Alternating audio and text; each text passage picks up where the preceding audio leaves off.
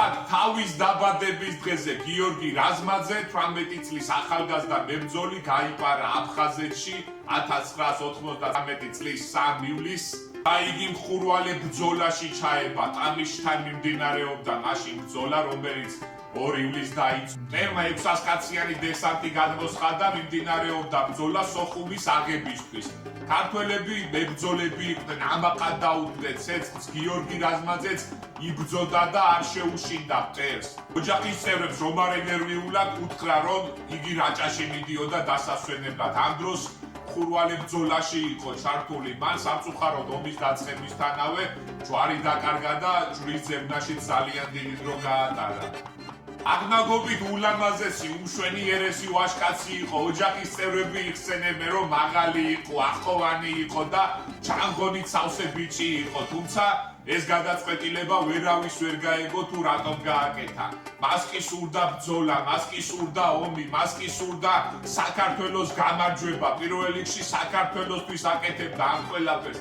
საქართველოს სიყვარულით იწვოდა ახალგაზრდა 18 წლის ვაჟკაცი, რომელიც დაბადების დღეზე წავიდა, დაბადების დღეზე ომში წავიდა.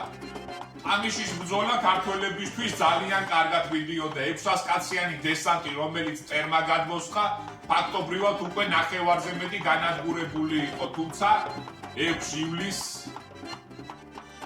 სამწუხაროდ გიორგი რაზმაძე ბრძოლის ველზე დაეცა შეტევაზე გადასვლისას. ვაჟკაცურად მოკვდა ახალგაზრდა ქართველი, ვაჟკაცურად შეეწირა საქართველოს და უცნობი გმირების მესამე ნაწილში სწორედ გიორგი რაზმაძე მინდა გავიხსენო. მართლა ძალიან დიდი ნებისყოფა გამოიჩინა, ემოცია, ბრძოლის ჟინი და ეს ყველაფერი რა თქმა უნდა საქართველოს სიყვარულისთვის გააკეთა.